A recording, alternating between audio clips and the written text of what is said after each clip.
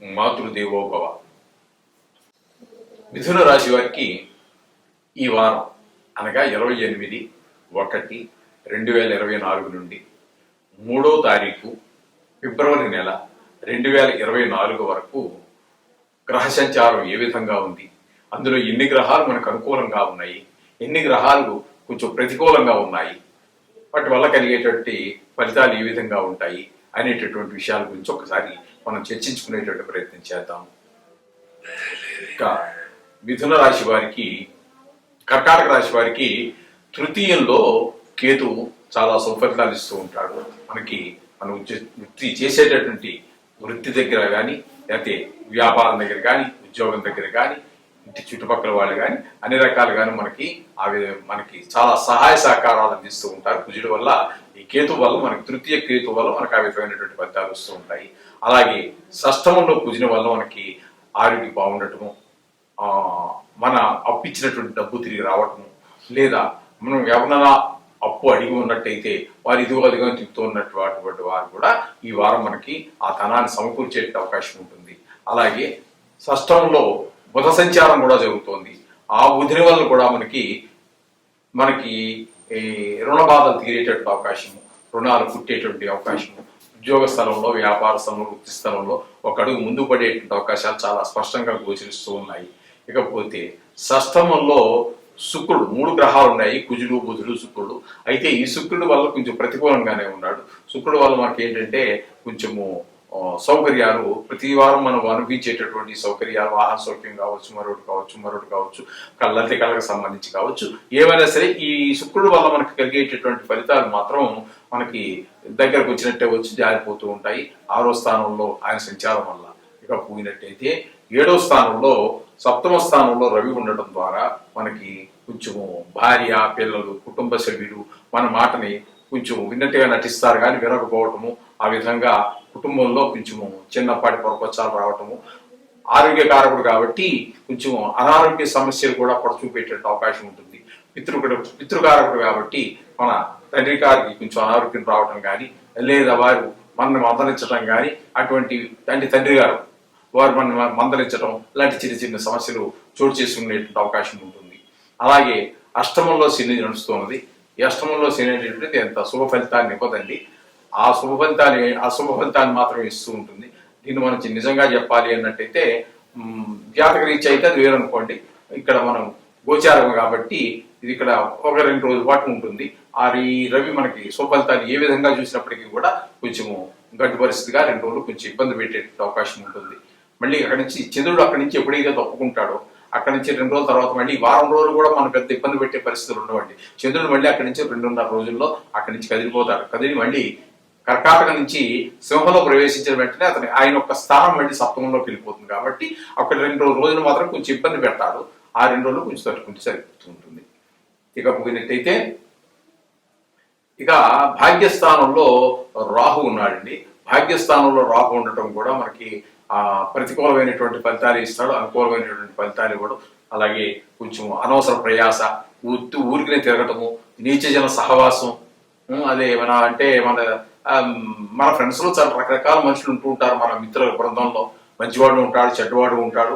ఎందుకునో గాని ఈ మంచివాడి కంటే కాస్త కూడా గుడికి వెళ్దాం రా, లేకపోతే అక్కడ ఏదో పారాయణ జరుగుతుంది రా, లేకపోతే అక్కడ ఏదో స్వామీజీ పురాణం చెప్తున్నారు అక్కడికి వెళ్దాం రా అనేటువంటి మిత్రులు ఉంటారు. కాసేపు కాస్త చెడు ఆలోచనలు ఉన్నటువంటి మిత్రులు ఉంటారు. కానీ ఈ వారంలో మీకు రాహు 9వ స్థానంలో సంచారం వల్ల ఈ దుష్టజన సంచారమే మనం ఎక్కువగా ఆకర్షిస్తూ ఉంటుంది. వాటిని కొంచెం కంట్రోల్లో పెట్టుకోండి. వాళ్ళతో తిరగడానికి ప్రయత్నం చేయకండి, వాళ్ళని కొంచెం అవాయిడ్ చేయడానికి ప్రయత్నం చేయండి, తప్పించడానికి ప్రయత్నం చేయండి.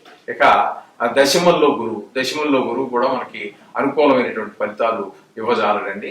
అందుచేత ఈయన వల్ల కొంచెం మనకు రావాల్సినటువంటి డబ్బు రాకపోవటము, వృత్తిపరంగా కూడా కొంచెం అదే వృత్తి అంటే వ్యాపారం కావచ్చు, ఉద్యోగం కావచ్చు, ప్రైవేట్ ఉద్యోగం, గవర్నమెంట్ ఉద్యోగం కావచ్చు, ఎవరో ఏదో వృత్తి చేస్తూనే ఉంటాం కదండి. ఆ వృత్తిలో కొన్ని చిన్నపాటి ఆటంకాలు వచ్చేటువంటి అవకాశం ఉంటుంది. వీటినన్నింటినీ సరి చేసుకోవడానికి రోజు మనం చెప్పుకుంటున్నట్టుగానే నవగ్రహ స్తోత్ర పారాయణ ఒకసారి 9 సార్లు చదువుకోండి. అలాగే మీకు నచ్చినటువంటి దేవుని స్మరించుకోండి. దీనికి ఏ విధమైన సంబంధం లేదు. మీరు ఏ గుడికి వెళ్ళినా, ఏ దేవుడు పూజ చేసుకుంటున్నా, నవగ్రహాలు కనుక మీరు ఒకసారి మనం 9 గ్రహాలను ఒకసారి ఆ శ్లోకాలు చదువుకున్నట్టయితే ఈ నవగ్రహాలలో మనకు అనుకూలించేటటువంటి గ్రహాల యొక్క ప్రభావం, మంచి ప్రభావం మరింత ద్విగుణీకృతం అవుతూ ఉంటుంది. ఈ మనకు అనుకూలించినటువంటి గ్రహాల యొక్క తీవ్రత బాగా తగ్గుతూ ఉంటుంది. అందుచేత ఏం కంగారు పడాల్సినటువంటి పని లేదండి. అందుచేత ఇందులో ఎక్కువ గ్రహాలు అనుకూలించట్లేదు అని ఏం కంగారు పడి దాన్ని భూతత్వంలో చూసి కంగారు పడకండి. ఎందుకంటే మిమ్మల్ని భయపడడం మా ఉద్దేశం కాదు. అలాగే ఎక్కువ గ్రహాలు మీకు అనుకూలంగా ఉన్నాయి అని చెప్పేసి మీరు ఏదో ఎగురు గంతేసి ఎక్కలేదు, దాన్ని కూడా భూతత్వంలో చూడక్కర్లేదండి. ఏదో పట్టుకునేది బంగారం కాదు, లేకపోతే ఏదో లక్షలు కోట్లు ఇవన్నీ ఏం చెప్పండి, పడాయి కబుర్లు ఏం అక్కర్లేదండి. ఉన్నది ఉన్నట్టుగా మనం చెప్పుకుందాం. అంతా సామాన్యంగా జరిగిపోతుంది.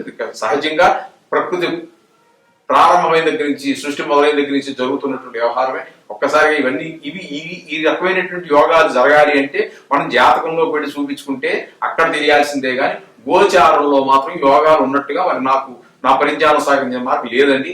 అది జాతకంతో పాటు అనుసంధానం చేసుకోండి. దీని అంతవరకే. అంత మాత్రాన ఏది మీరు భూతత్వం చూసి కంగారు పడద్దు, అలా అని చెప్పేసి ఎగిరికి అంతేయాల్సిన పని కూడా లేదండి. శోభం భూయాత్. 28/1/2024 నుండి 3-2 ఫిబ్రవరి 2024 వరకు ఈ వారం రోజుల్లో ఉన్నటువంటి గోచార ఫలితాల గురించి ఇప్పుడు మనం చర్చించుకుందాము. ప్రథమంగా మేషరాశి గురించి మనం చర్చించుకుందాం. మేషరాశి వారికి షష్ఠమంలో కేతువు, భాగ్యస్థానంలో 9వ స్థానంలో శుక్రుడు, దశమ స్థానంలో రవి, ఏకాదశ స్థానంలో 11వ స్థానంలో శని స్వక్షేత్రంలో ఉండి చాలా శుభగ్రహాలుగా ఉండి మంచి శుభఫలితాలు ఇస్తారు. వీరు ఇక ఈ 4 గ్రహాలు మనకు శుభఫలితాలు ఇస్తూ ఉంటే ఇక మనకి రాశిలోనే గురువు, భాగ్యస్థానంలో కుజుడు, భాగ్యస్థానంలో బుధుడు, ఏ స్థానంలో రాహు మాత్రం మనకి శుభఫలితాలు ఇవ్వటం లేదు. అందుచేత ఏ విషయాల్లో మరి ఇవన్నీ మనం టోటల్గా అన్ని గ్రహ సంచారాన్ని విశ్లేషించుకుని చూసినట్టయితే మనకి 6వ స్థానంలో ఉన్నటువంటి కేతు వల్ల మనకి మంచి ఒక విచిత్రమైనటువంటి మనస్తత్వం ఉండటము, భక్తి మార్గంలోకి మనసు మళ్ళటము, ఈ విధమైనటువంటి ఫలితాలు మనకి కేతు వల్ల ఏర్పడుతూ ఉన్నాయి. అలాగే శుక్రుడు వల్ల వాహన యోగం, అంటే వాహన యోగం ఉంటే ఆల్రెడీ ఉంటే సరే ఎవరన్నా కొనుక్కోవాలి అనుకుంటున్న వారు ఉన్నట్టయితే ఈ వారంలో కొనుక్కోవడానికి, ఒక కొత్త వాహనాన్ని కొనుగోలు చేయడానికి చాలా తగిన సమయంగా కనిపిస్తోంది. అలాగే సౌఖ్యాలన్నీ కూడా మంచిగా అన్ని కల్పిస్తాడు మనకి శుక్ర భగవానుడు వల్ల కనబడుతున్నాయి. అలాగే రవి వలన మనకి కొంచెము నేత్ర సంబంధమైనటువంటి వ్యవహారాలు ఉన్నప్పటికీ పితృకారకుడు కాబట్టి దశమ స్థానంలో వృత్తిపరమైనటువంటి ఫలితాలు మంచిగా ఉంటాయి, మంచి ఫలితాలు ఇవ్వడానికి సమర్థుడవుతున్నాడు. అలాగే ఏకాదశి స్థానంలో స్వక్షేత్రంలో ఉన్నటువంటి శని భగవానుడి వల్ల మనకి మంచి ఫలితాలు ఏర్పడుతున్నాయి. ప్రతి విషయంలోనూ ఒక చదువు విషయంలో, పిల్లల చదువు విషయం కావచ్చు, ఇంట్లో భార్య మనం మాట వినడం విషయంలో కావచ్చు, మన గృహంలో కావచ్చు, ఒక ప్రశాంతమైనటువంటి జీవనాన్ని మనకి అన్ని విషయాల్లోనూ కూడా మనకి వ్యాపార విషయంలో కానీ అన్ని విషయాల్లోనూ కూడా లాభస్థానంలో ఉన్నాడు కాబట్టి అన్ని విషయాల్లోనూ కూడా మనకి లాభాన్ని చేకూర్చడానికి స్వస్థానంలో ఉన్నటువంటి వాడు. పైగా ఏకాదశి స్థానంలో ఉండటం కారణంగా మనకి శని భగవానుడు చాలా అత్యంత అనుకూలమైనటువంటి ఫలితాలు ఇవ్వడానికి సమర్థుడు అవుతున్నాడు. ఇకపోతే ఇక అశుభ గ్రహాల యొక్క విద్య గురించి చూసినట్టయితే జన్మంలో గురువు ఉండటం వల్ల విద్యా విషయంలోను, కొంచెం ధన విషయంలోను వెనకబడేటటువంటి పిల్లల చదువు విషయంలోను మనకు కొంచెం వెనకబడేటువంటి అవకాశం ఉంటుంది. అలాగే ధన విషయంలో మీ సంపాదన కొంచెము తగ్గేటటువంటిది కానీ, లేకపోతే ఉన్నటువంటి డబ్బు ఎక్కువ ఖర్చు అవడానికి కానీ అవకాశం ఉంటుంది. రావాల్సినటువంటి డబ్బు చేతికంగా అందకపోవటం, ఇట్లాంటి పరిస్థితులన్నీ గురువు వల్ల మనకి వస్తూ ఉంటాయి. ఇకపోతే 9లోనే ఉన్నటువంటి ఈ కుజగ్రహం వలన మనకి కొంచెము అననుకూలమైనటువంటి ఫలితాలు ఏర్పడుతూ ఉంటాయి. కొంచెం కోపం ఎక్కువ రావటము, ఇట్లాంటివన్నీ ఏర్పడుతూ ఉంటాయి. ఇక బుధుని వలన మనకి వ్యాపారం కొంచెము వెనకబడటం వల్ల కొంచెము ప్రతి వారం జరిగినంతగా ఈ వారం వ్యాపారం జరగకపోవచ్చు. వ్యాపారం జరిగినప్పటికీ కూడా లాభాలు అంతగా ఎక్కువ రాకపోవచ్చు. ₹1 తక్కువ కంటే వ్యాపారం నడువుకి ఏం చేస్తామంటే లాభంలోనే ₹1 తగ్గించుకుని వ్యాపారం చేస్తూ ఉంటారు.